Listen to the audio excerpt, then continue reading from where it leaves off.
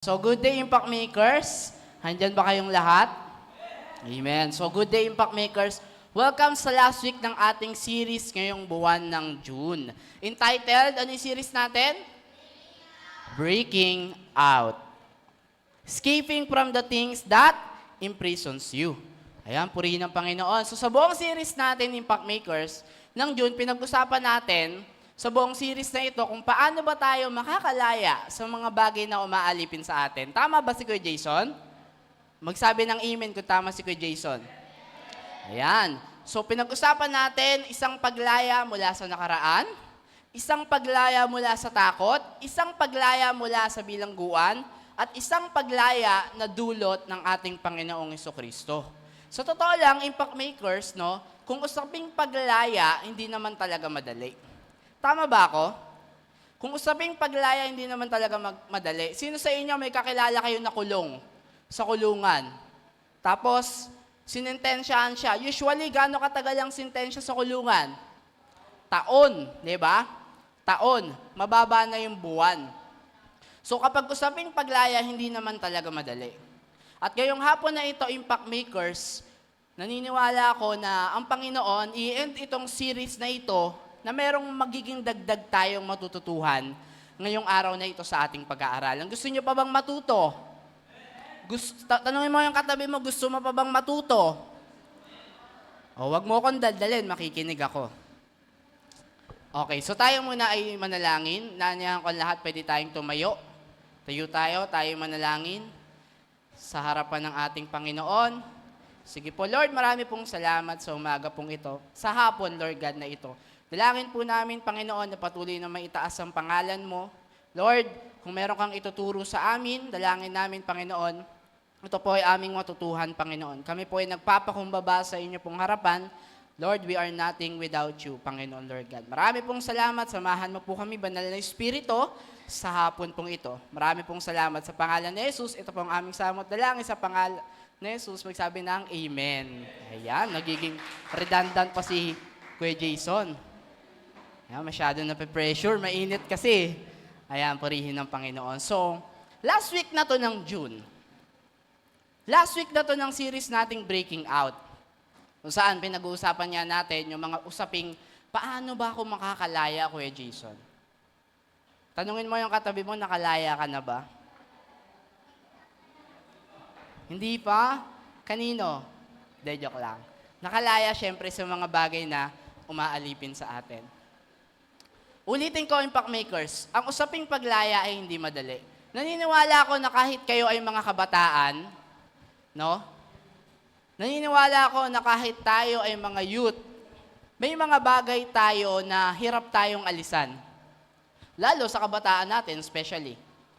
Yan, mga bagay na kung saan nakasanayan natin at ang hirap umalis. Sino sa atin dito, question, sino sa atin dito ang hindi makasalanan? Taas kamay. Wala. Ano yan, kuya? Kamot lang, kamot. So, ibig sabihin, walang nagtaas, malinaw na lahat tayo ay makasalanan. Amen po ba? So, ito ay indications lamang, mga anak, mga Impact Makers, na tayong mga tao, natural sa atin na tayo ay nagkakasala. Tayo ay yan ang nature ng tao. Sinner tayo. At sa mata ng Panginoon, walang karapat-dapat maging isa sa atin. Naalala ko yung tinuro ko nung nakaraan sa values formation ng mga FH children, yung mga FH parents, no? Yung mga magulang nila. Sinure ko sa kanila yung salvation. Sinure ko sa kanila yung Romans, patungkol sa kaligtasan. At doon pinakita ni Kuya Jason, Impact Makers, na lahat tayong mga tao ay makasalanan. Na lahat tayong mga tao ay nakakagawa ng mga bagay na hindi nakakalugod sa Diyos. Mga bagay na nagkukos para masaktan natin si Lord. Alam nyo ba, every time na nakakagawa tayo ng kasalanan, nasasaktan natin si Lord. Nagigrieve si Lord every time nakakagawa tayo ng mga bagay na nakakasakit sa Kanya. At sino sa atin rito, aamin ka, Impact Makers, may mga kasalanan ka pa rin na hanggang ngayon hindi ka makalaya.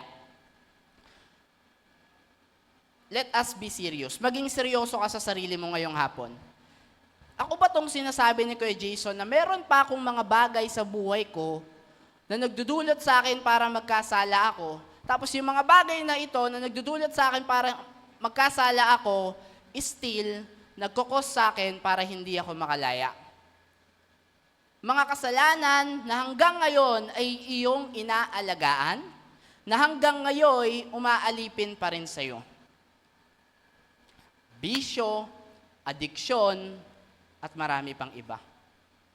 Mga bagay na pilit na hindi mo maalisan, mga bagay na pilit na hindi mo maiwanan. I want you to be honest, impact maker sa sarili ninyo. Kasi, totoo lang minsan, ang first step sa paglaya mo ay ang pagpapakumbaba at pag-amin mo na hindi ka talaga malaya. Kasi kapag hindi mo inamin, impact makers, at hindi ka nakinig kay Kuya Jason, ngayong hapon na ito, tapos hindi mo inamin na ikaw ay hindi talaga malaya, hindi ka makakalaya. Dahil ang susi sa paglaya ay pag-amin. Amen. Amen. Purihin ng Panginoon. So kailangan aminin natin para maka-experience tayo ng freedom, impact makers, makalaya tayo sa mga bagay na kumukulong sa atin na talagang sabi mo, Lord, hindi talaga ako okay eh.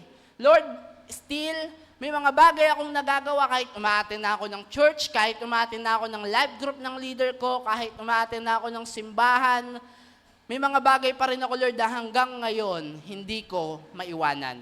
Mga bagay na nagkukos sa akin para ako'y magkasala. Kailangan aminin natin sa ating mga sarili, impact makers, that we can't make it on our own. Kasi maraming mga tao gusto naman nilang lumaya eh. Nabalitaan niyo ba yon? Yung mga, nababalitaan niyo ba yun? Yung mga drug addict, pag tinatanong sila, gusto mo bang makalaya? Gusto mo bang maalis na yung bisyo mo na yan? Even yung mga addict sa sigarilyo, addict sa alak, ako may nakausap akong ganyan eh. Na gusto naman niyang umalis doon, ayaw niya naman na magpatuloy, gusto niya nang huminto sa paninigarilyo, gusto niya nang huminto sa pag-inom ng alak, kasi laklakero eh.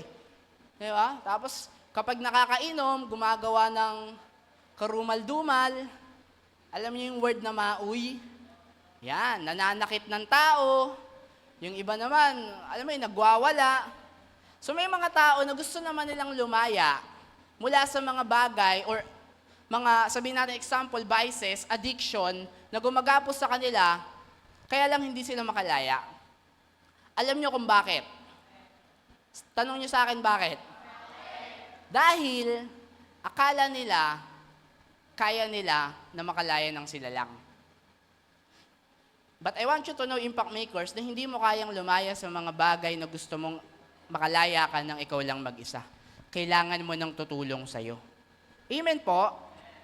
So marami sa atin rito, gusto mo naman talagang lumaya. I don't know kung saan, ano yung mga bagay na gumagapos sa'yo ngayon. Hindi ko alam kung ano yan, na gusto mong lumaya ka. Pwedeng sa kasalanan in general, kaya lang, hirap ka pa rin hanggang ngayon.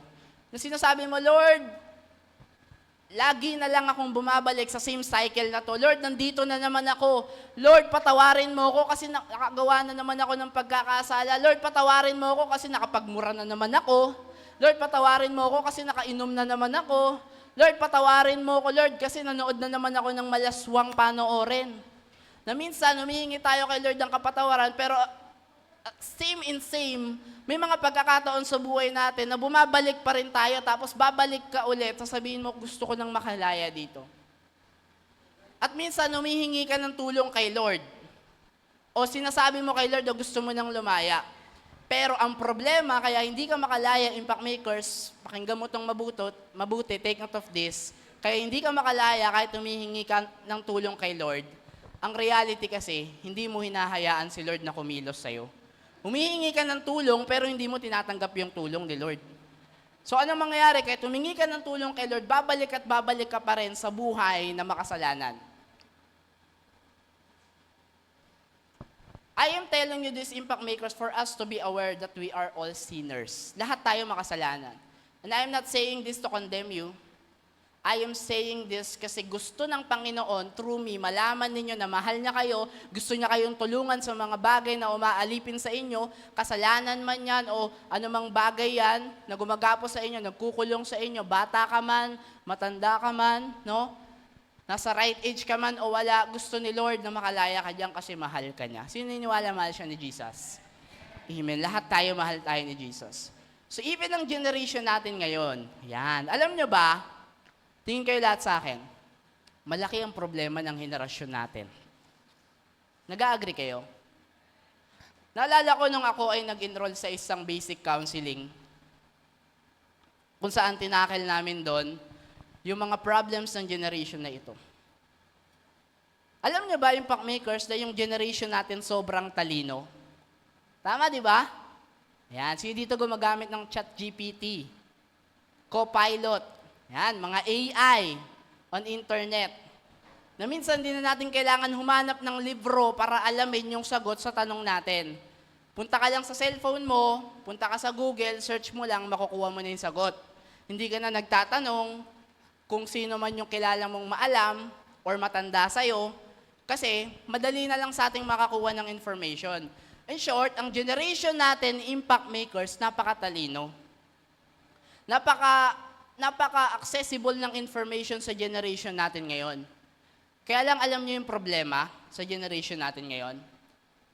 Tanungin niyo ako ano? Ang generation natin ngayon ay very weak. Sabihin mo nga weak.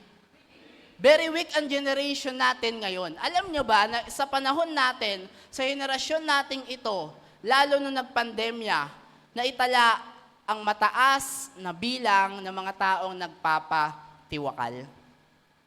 Ang mga taong dumadaan sa depression, anxiety, mental illness,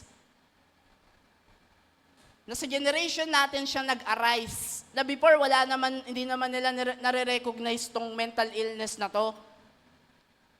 Na kapag ikaw ay merong hindi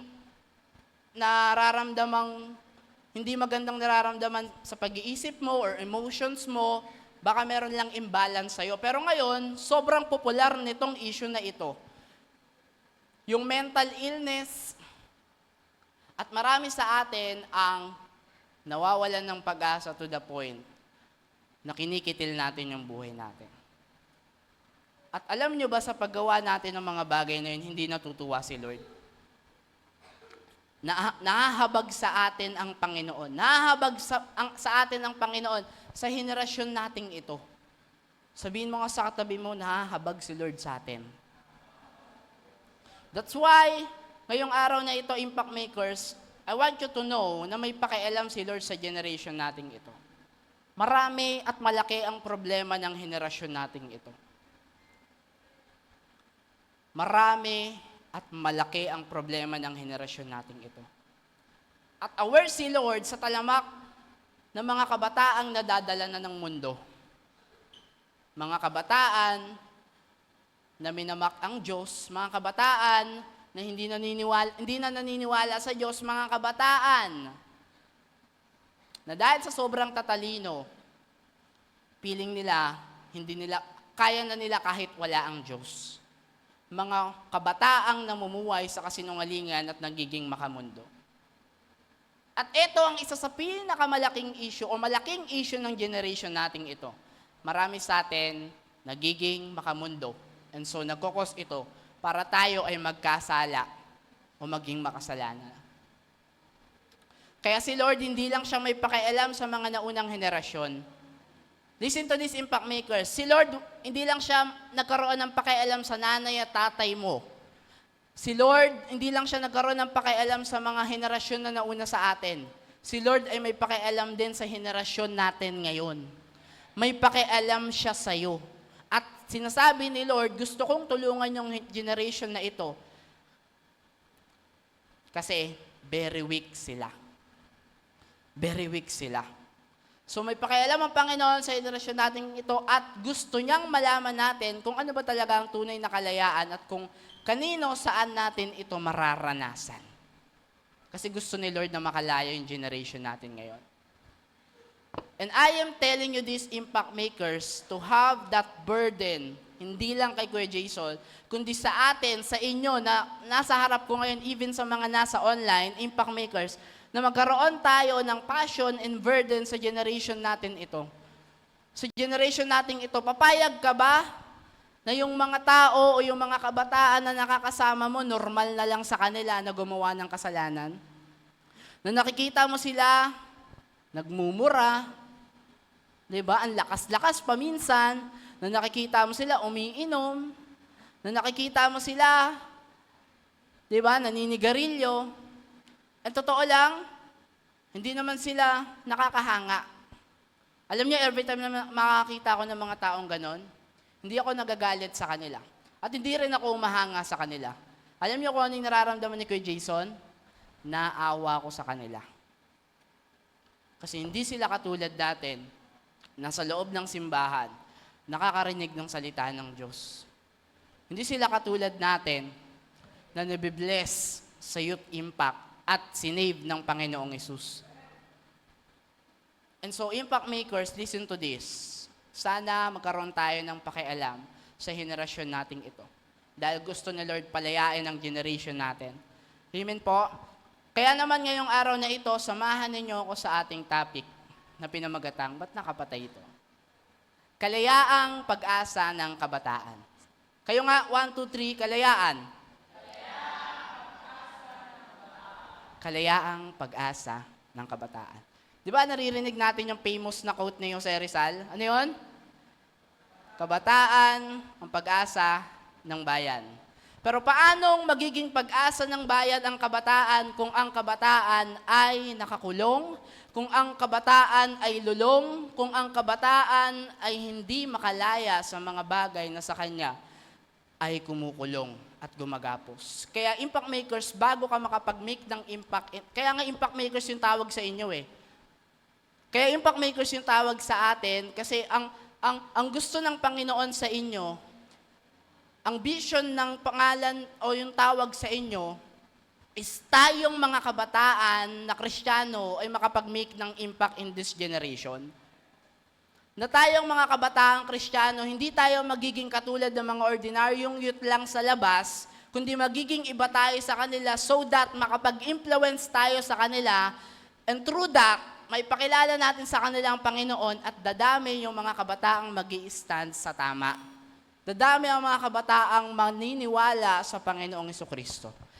But before mo magawa iyon, bago ka makapag-create ng impact, kailangan ikaw mismo una kang lumaya. Maka-experience ka ng freedom na dulot ng Panginoon. Basahin natin ang ating verse, John chapter 8, verse 32 to 36 ngayong araw.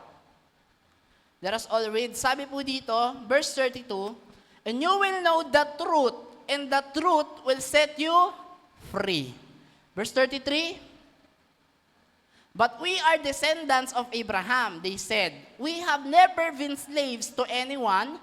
What do you mean? You will be set free. Verse 34, Jesus replied, I tell you the truth, everyone who sins is a slave of sin. Verse 35, a slave is not a permanent member of the family, but a son is part of the family forever. Verse 36, so if the man sets you free, you are truly free. Purihin po ang Panginoon sa pagkabasa po ng kanyang salita. Basahin po natin siya sa Tagalog translation, sa ASND. Sabi po dito, ang nagsasalita dito, by the way, ang Panginoong Hesus. Si Jesus Christ yung nagsasalita dito, ang kausap niya mga Hudyo. Sabi ng Panginoong Hesus, on verse 32, malalaman ninyo ang katotohanan at ang katotohanan ng magpapalaya sa inyo.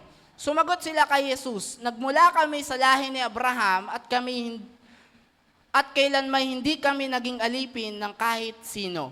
Bakit sinabi mong palalayain kami? Sumagot si Jesus, sinasabi ko sa inyong totoo, ang sino mang nagkakasala ay alipin ng kasalanan. Verse 35, ang alipin ay hindi namamalagi sa isang pamilya sa habang panahon, ngunit ang anak ay namamalagi magpakailanman. Verse 36 and last, kaya kung ang anak ng Diyos ang magpapalaya sa inyo, talagang magiging malaya kayo. So purihin ulit ang Panginoon sa pagkabasa ng kanyang salita. So this is now the question, Impact Makers. Kung si Lord ay nababurden sa generation natin ngayon, dahil marami sa atin ang gustong palayain ng Panginoon, here's the question.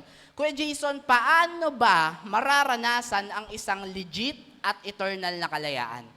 Isang legit at eternal na kalayaan. Bakit legit at eternal, Kuya Jason? Kasi hindi lahat ng freedom, hindi lahat ng taong malaya, legit yung kalayaan nila. Nandyan pa po ba tayo? Hindi lahat ng tao o hindi lahat ng kabataan na malaya, legit yung kalayaan nila. Hindi genuine yung iba. At yung iba naman, hindi eternal, hindi pang-abang buhay. May mga kalayaan na pansandalian lang. Pero itong kalayaan na ibibigay ng Diyos sa inyo ngayong hapong ito sa pag-aaralan natin, panghabang buhay na kalayaan ito. Na ipagkakaloob niya sa atin, and I do believe and I pray, Impact Makers, ma-receive mo to. Dahil kapag itong eternal and legit freedom na ito ay na-miss mo, ay para kang tumalon mula sa langit, papunta ng impyerno. Kaya ito yung pag-aaralan natin, how to experience a legit and eternal freedom. Paano ba mararanasan ang legit at eternal na kalayaan? Number 1, on verse 34, sabi po doon, Jesus replied, I tell you the truth, everyone who sins is a slave of sin. So number 1, we should know the truth. Sabihin nyo nga, know the truth. Impact Makers, unang bagay para makaranas ka ng kalayaan, kailangan malaman mo kung ano ba yung katotohanan. Nandyan pa po ba tayo? The truth, ano ba yung truth na yan, Kuya Jason? Re-reveal ko sa inyo. The truth is this. Alipin ka ng kasalanan. Sabihin mo nga sa katabi mo, alipin ka ng kasalanan. On verse 34, sabi diyan, Jesus replied, I tell you the truth, everyone who sins is a slave of sin.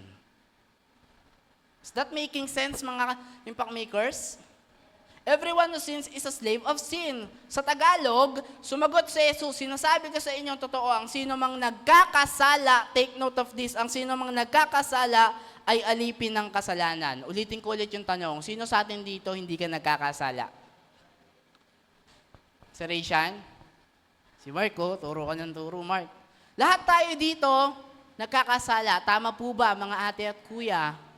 Lahat tayo ay nakakagawa ng mga bagay na hindi nakakalugod sa Panginoon. And that is the truth. Ang katotohanan, alipin tayo ng kasalanan. Naging alipin tayo ng kasalanan kasi ang first step for you to experience a legit and eternal freedom, maging aware ka muna na ikaw ay alipin ng kasalanan. Kasi hindi ka magnanasa ng kalayaan kung hindi mo alam o hindi ka aware na ikaw ay nakakulong sa kasalanan. Kasi kapag slave ka ng kasalanan o alipin ka ng kasalanan, automatically nakakulong ka sa kasalanan. So kailangan ma-recognize muna natin, Impact Makers, that we are sinners. Identify it first na slave ka ng kasalanan before you can experience a legitimate freedom. Kasi yung katabi mo ngayong araw na ito, kung hindi yan aamin na merong mga bagay na siya ay hindi pa nakakalaya, mga kasalanan na hindi niya pa sinusuko sa Panginoon, maniwala ka sa akin, hindi yan makakalaya. Hindi siya makakalaya. Alam niyo po, sa totoo lang, ang henerasyon na ito, sabi ko nga kanina, napaka-weak. Hindi napabuti ng pabuti ang henerasyon nating ito. Anong tawag sa atin? Gen Z. Sabihin nyo, Gen Z. Gen Z, doon ka. Ang tawag sa generation natin is Gen Z. Yung mga nauna sa atin, sila yung mga millennials. Tayo, mga Gen Z tayo. Tapos yung mga susunod sa atin, yung mga chikiting, sila yung mga Generation Alpha. Pero tayo, Impact Makers, tayo ay mga Gen Z. At ang henerasyon ng Gen Z ay hindi na pabuti ng pabuti, kundi pasama na ng pasama. Maraming kasalanan na ang kinakasanayan. Yung mali, pinagmumukha ng tama. Uy, marami ako nakikita sa social media ngayon. Alam nyo, nakakalungkot. Kasi yung mali, pinagmumukha na nilang tama. Tapos yung tama, pinagmumukha nilang mali. Tinitwist na nila yung truth. Minamak nila ang Diyos. Hindi sila naniniwala sa Diyos because of their reasons. Because of their pride.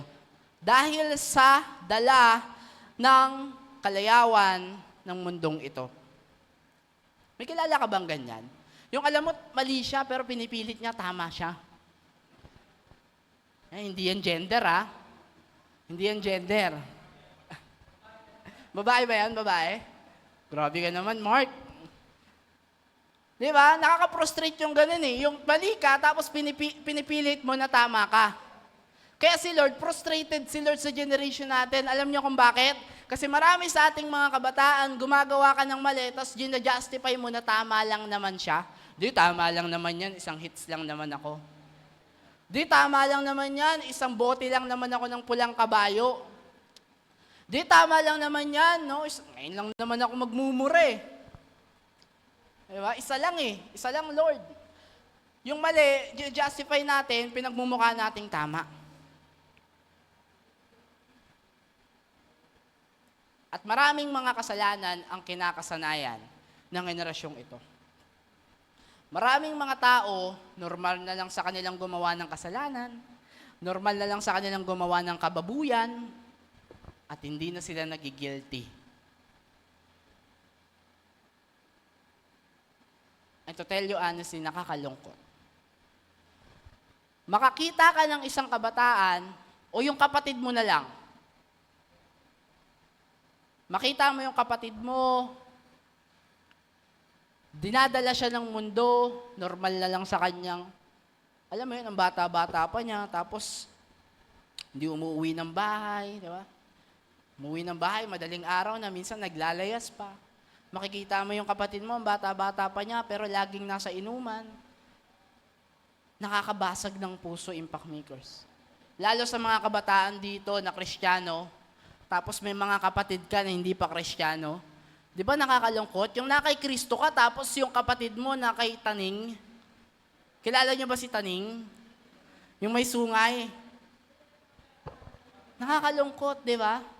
Na tayo, save tayo, samantalang yung ibang mga kabataan na katulad natin, yung isang paa nila nakalagay sa hukay. Impact Makers, gising! Sabi mo sa katabi mo, gising! Gising tayo, Impact Makers, kasi baka nagiging sanay na tayo sa mga kasalanan na ginagawa natin. Baka kasalanan na yung ginagawa mong nakasanayan mo na.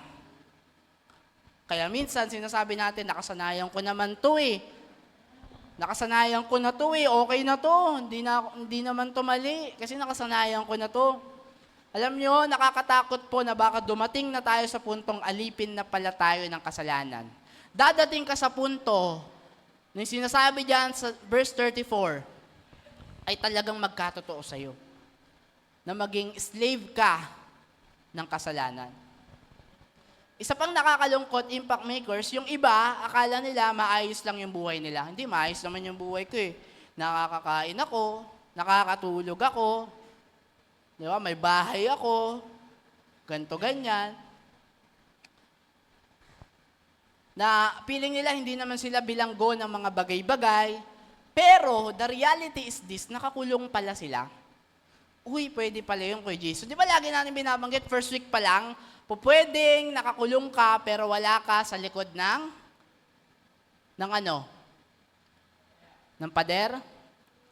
Ng rehas. Pwedeng nakakulong ka pero wala ka sa likod ng rehas. Na all you know is malaya ka kasi wala ka naman sa kulungan. Hindi, Impact Makers, listen to this. Pwedeng wala ka sa kulungan pero nakakulong ka. Nakakulong ka sa mga bagay na umaalipin sa iyo. Sa mga kasalanang umaalipin sa iyo. At akala mo, buong buhay mo, malaya ka. Listen to this, Impact Makers. Hindi lahat ng malaya ay nasa labas ng bilangguan. Yung iba ay nag-i-enjoy sa kasalanan, nakikipagbardagulan. Ni-enjoy yung kasalanan, no? Di ba? Okay lang yan, bomba pa. Bomba mo na. Di ba? Shot! Shot tayo, tropa! Di ba? Tara, sama ka sa amin. Mag-i-enjoy tayo. Ipak mo, tol. Ikaw na. Di ba? Uy, nasa ulap na ako. Di ba? So, hindi lahat ng malaya ay nasa labas ng bilangguan. Yung iba, bardagulan sa kasalanan. Kala mo masaya, eto, nagkaroon ka ng sakit sa baga, nagkaroon ka ng sakit sa atay, di ba? So on and so forth. At yung iba, akala nila malaya talaga sila, pero alipin na pala sila ng kasalanan. That's why I want to encourage this generation and kayo impact makers to please be aware of what's going on. I-assess natin yung mga sarili natin na totoo ba yung sinasabi ni Kuya Jason? Na baka ako rin yun. Na baka hindi talaga ako tunay na malaya. Na baka may mga bagay pa ako sa buhay na nagkukulong sa akin. Tanungin natin yung sarili natin. Tatandaan natin to impact makers. Ang mali ay mali kahit pagmukain mo pa itong tama. Tama? Tama po? Ang hindi magsabing tama, magkakatama. Tama. Ang mali ay mali kahit pagmukain mo pa itong tama. At ang kasalanan ay mananatiling kasalanan kahit pag ginawa ito ng karamihan. Yan. Kasi maraming mga tao, marami namang gumagawa niyan. Sige, gawin mo na rin yan.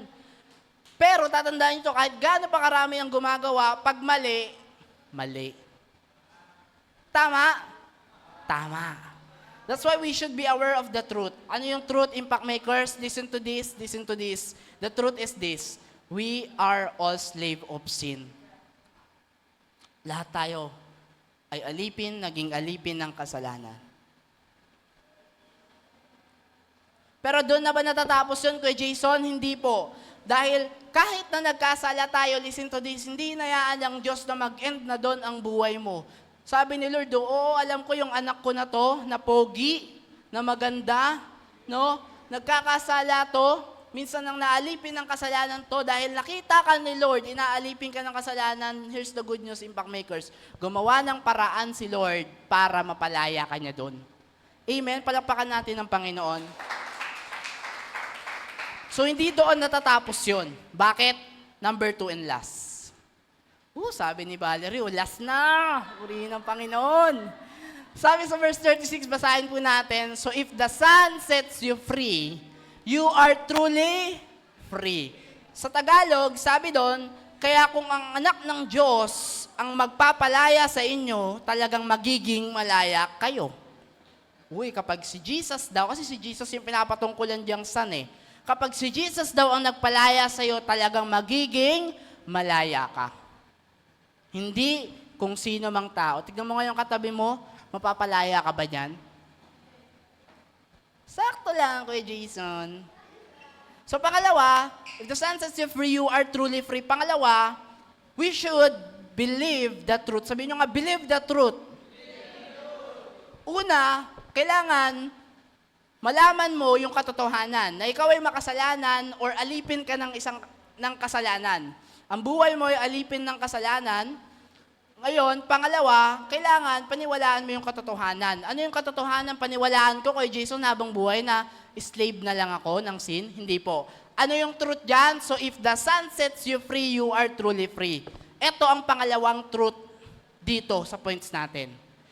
Na oo, makasalanan ka, totoo yun. Nature ng tao na magkasala, nature ng tao, makasalanan tayo. Pero pangalawang totoo, mahal ka ng Diyos at gusto kang palayain ng anak ng Diyos. Walang iba, kundi ang Panginoong Jesucristo. At sabi diyan ng Panginoong Jesus, kung pinalaya ka ng anak, talagang makakalaya ka. Amen po ba?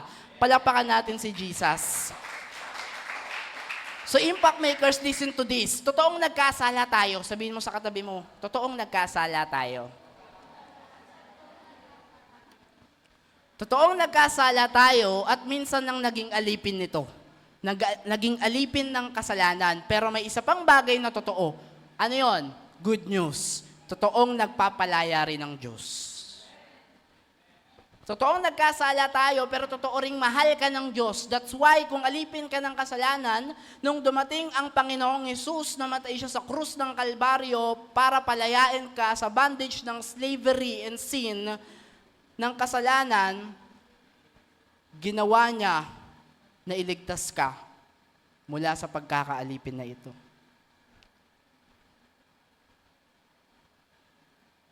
Pero nung ginawa yun ni Jesus Christ, hindi automatically ligtas na buong mundo. Nung napako ang Panginoong Hesus sa krus, hindi automatically ligtas na yung katabi mo. Dahil meron tayong gagawin para matanggap yung kaligtasan na yon. Meron tayong gagawin, dapat meron tayong maging response. Ano lang yung kailangan mong gawin para maranasan yung kalayaang dulot ng pagkamatay ng Panginoong Jesucristo sa krus? Mag-believe ka lang. Sabihin mo nga, mag-believe ka lang. Maniwala ka na namatay ang Panginoong Hesus sa krus ng Kalbaryo dahil sa'yo, para sa'yo, dahil gusto ka niyang iligtas at dahil mahal ka niya. Just believe in the truth. And by the way, the truth itself is Jesus Christ. The truth itself is Jesus Christ. Good news. Sabihin mo nga, good news. Sabihin mo sa katabi mo, gusto kang palayain ni Jesus. Listen to this. Hindi mo kayang lumaya mag-isa. Tama na ang pagpapretend, impact makers. Kaya ko to. Ang laban na to. Hindi mo kayang lumaya mag-isa. Ang laban ay hindi lang para sa iyo. Ang laban para sa kalayaan ay ikaw kasama ang Panginoong Jesucristo. Amen. Palakpakan natin si Jesus. So kailangan mo si Jesus Christ. Kailangan mo si Jesus Christ. Question. Sagutin mo to sa isip mo. May mga bagay ka pa ba still hanggang ngayon nakakulong ka pa din? May mga bagay pa ba sa buhay mo still hanggang ngayon nakakulong ka pa din? Kasalanan, kamunduhan, mga bagay na ginawa natin o ginagawa natin hanggang ngayon na nagdudulot para hindi natin malugod ang Diyos. Kung meron impact makers, listen to this. Good news. Jesus wants to set you free. Mahal ka niya. Sabihin mo nga sa katabi mo, mahal ka ni Jesus.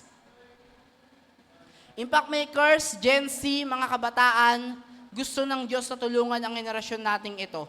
Ayaw na ni Lord na nakikita kang gapos ng kasalanan, gusto kanyang palayain mula riyan. Just believe in Him because He is the truth, He is the way, He is the life, He is everything you need, nothing but Jesus Christ. So just believe in Jesus Christ. He died for you. Namatay siya para sa'yo. Tingnan mo yung katabi mo, kayang mamatay niyan para sa'yo. Di ba? And isa pa, He left the heaven for you. Iniwan niya yung langit para bumaba dito, para iligtas ka. Para iligtas kang makasalanan ka. Para iligtas kang hindi perpektong tao. Iniwan niya yung comfort sa heaven para iligtas tayo. Bro, okay na si Jesus dun eh. Ganda na ng pwesto ng Panginoong Hesus sa langit. Pero iniwan niya yung langit para sa'yo.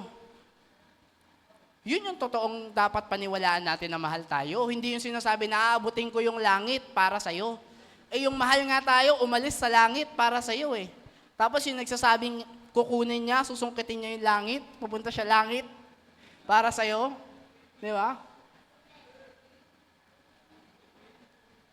So paniwalaan natin ang Panginoong Hesus. Dahil siya ang tunay na nagmamahal sa atin. At nung nakita ka niya, uy, pambihira, si Mark to ah. Nag-i-enjoy sa kasalanan. Ang bihirang umiinom mo. Naninigarilyo si Mark. Nagmumura si Mark. Nag-curse si Mark. Example lang to ah, example lang. Alam mo, nung nakita siya ni Lord, imagine niyo kayo yun, nahabag si Lord sa inyo. Nahabag si Lord sa inyo. Kaya si Mark, dating tahimik lang, ngayon maingay na siya.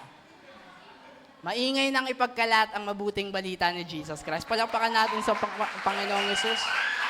Amen. So, He died for us. Naawa siya sa'yo, nahabag siya sa'yo, impact makers, mahal ka niya. Bumaba siya para palayain ka. So dito, hanggang ngayon, ginawa mo na lahat. Ang dami mo nang ginawa para makalaya ka sa isang certain things na nagkukulong sa'yo. Isang certain things or tao, sitwasyon, addiction, bisyo, or sitwasyon. Ginawa mo na lahat para makalaya ka pero hindi pa rin nag-work. Still, gapos ka pa rin ng mga bagay na gumagapos sa'yo. Kapatid, lapit ka kay Jesus. Hindi mo kayang lumaya mag-isa. Ang totoo ay kailangan mo siya. Without Him, you will never be free. He is what you need.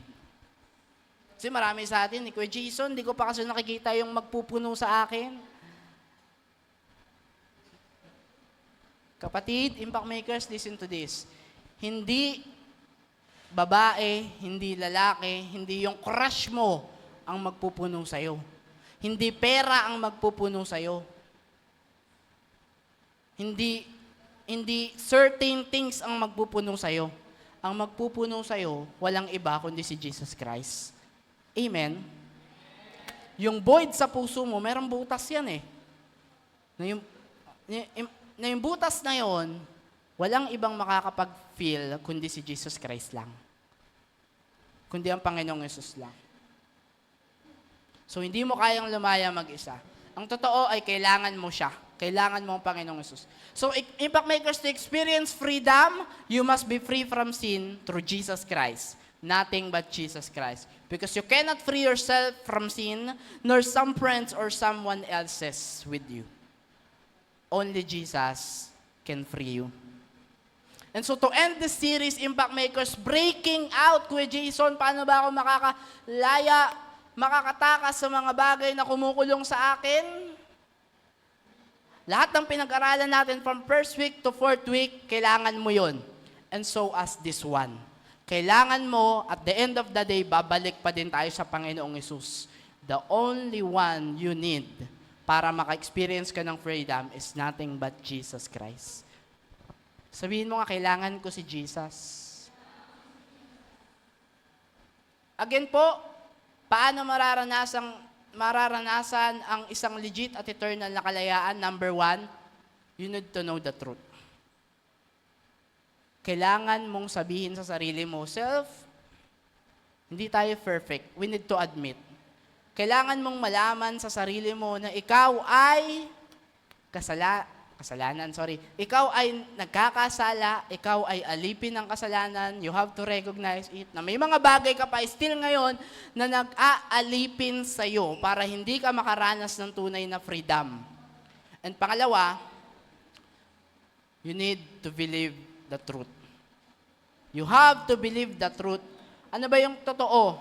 Pangalawang totoo, makasalanan ka, nagkakasala tayo, but here's the good news. The second truth is this.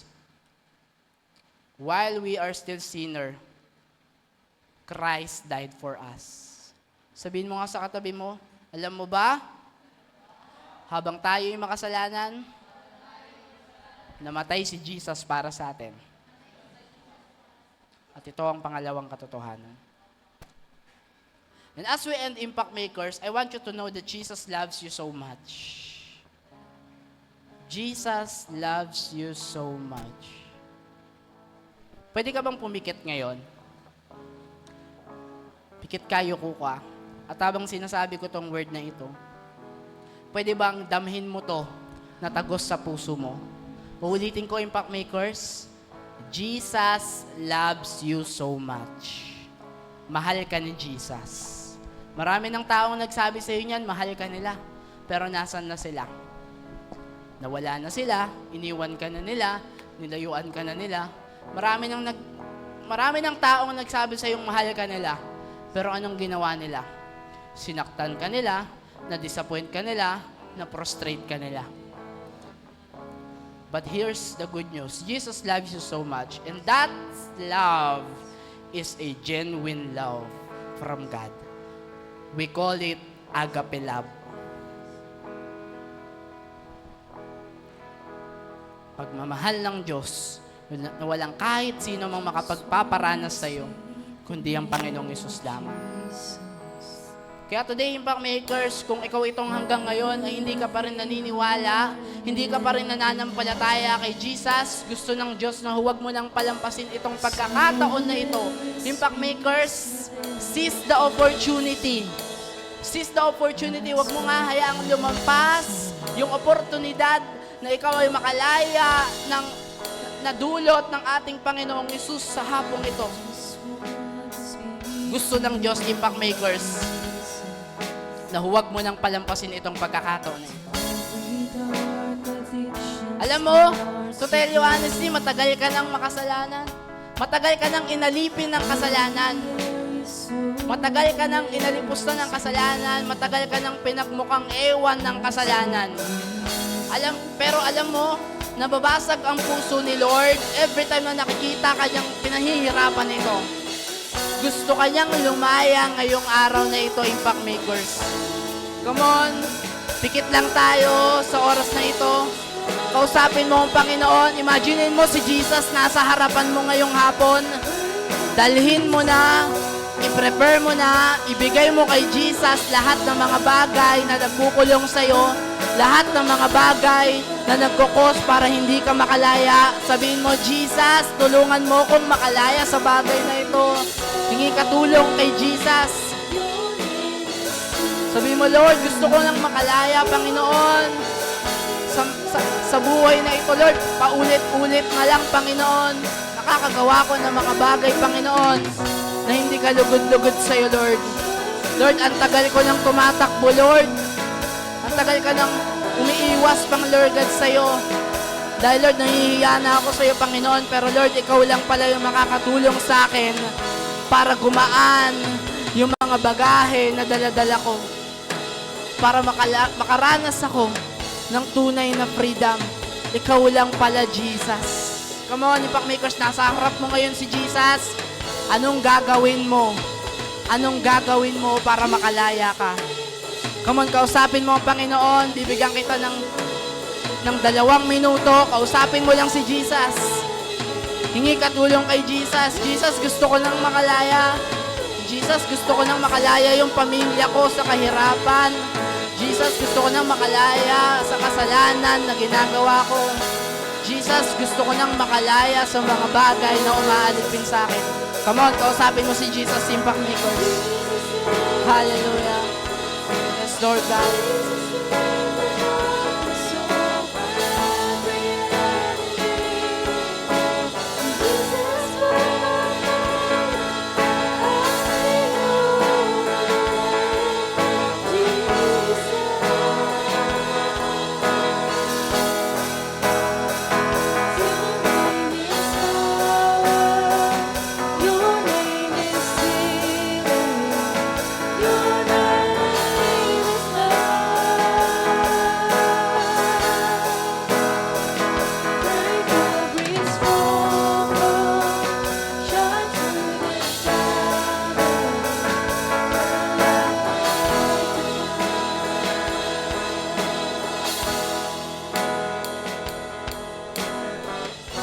Impact Makers, alam mo, gusto kang tawaging anak ng Panginoon.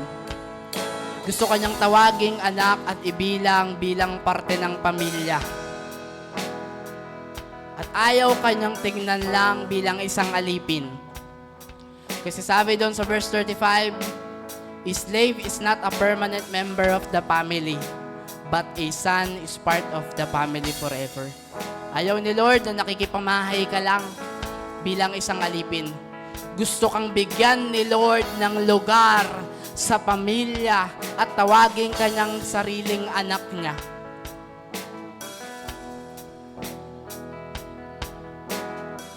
Kaya sa hapong ito, Impact Makers, kung sino man dito, alam mo sa sarili mo, hindi ka pa naniniwala sa Panginoong Yesus, hindi ka pa nananampalataya sa Panginoong Yesus, hindi mo ba tinatanggap ang Panginoong Yesus bilang Diyos at sariling tagapagligtas mo? Impact Makers, tatanggapin natin si Jesus ngayong araw na ito. At naniniwala ako na after mong tanggapin si Jesus ngayong araw na ito, makakalaya ka ng tunay na kalayaan. Makakaranas ka ng tunay na kalayaan at ikaw ay hindi na babalik sa dating ikaw. Come on, kung meron man sa atin dito, gusto mong tanggapin ng Panginoong Hesus para maranasan mo yung freedom na ino-offer niya, maranasan mo yung freedom o yung eternal life, sundan mo itong panalangin ko. Panginoong Hesus, maraming salamat po sa buhay na walang hanggan. Inaamin ko po na ako'y isang makasalanan at hindi karapat-dapat sa inyo pong harapan. Sa araw na ito, isinusuko ko po ang aking buhay ng buong buo sa iyo. Natanggap kita bilang aking Diyos at tagapagligtas. Isulat mo po ang pangalan ko sa aklat ng buhay. Ikaw na po ang maghari sa buhay ko. Sa pangalan ng Panginoong Hesus. Amen and amen. Palakpakan natin ang Panginoon. Sige po, as we end, magpe-pray ako, tapos done na tayo. Sige, tayo yumuko minsan pa. Lord, marami pong salamat sa hapon pong ito, Panginoon. Salamat, Lord, sa kalayaan na naranasan ng mga kabataang ito, Panginoon. Lord, dalangin ko na ang tinanggap nilang kalayaan ay maranasan nilang benepisyo, Panginoon, hanggang sa muli mong pagbabalik dito sa lupa. Lord, restore this generation, Panginoon. Bring them back to you, Panginoon, Lord God. Gamitin mo itong mga kabataang ito, Pang Lord God. Gamitin mo kaming lahat na naririto, Panginoon. Para, Lord, ibahagi yung good news, yung gospel sa ibang mga tao. Gamitin mo kami, Lord God, para yung ibang mga kabataan din sa henerasyong ito, Lord, makaranas sila ng tunay na kalayaan, Panginoon. At maidala namin yung magandang balita sa kanila, Panginoon. I pray and prophesy for these young people, Pang Lord God, of you. And this afternoon, Pang Lord God. Use them, Pang Lord God, to glorify your name, Panginoon. Use them, Pang Lord God, to bless other people, Panginoon, Lord God. At Lord, ang end chief goal namin sa lahat ng gagawin namin sa buhay na ito, walang iba kundi papurihan ka, Panginoon. Marami pong salamat. Ito pong aming samo at dalangin sa pangalan ni Jesus. Amen and amen. Kaya mapalakpakan natin si Jesus. Hallelujah.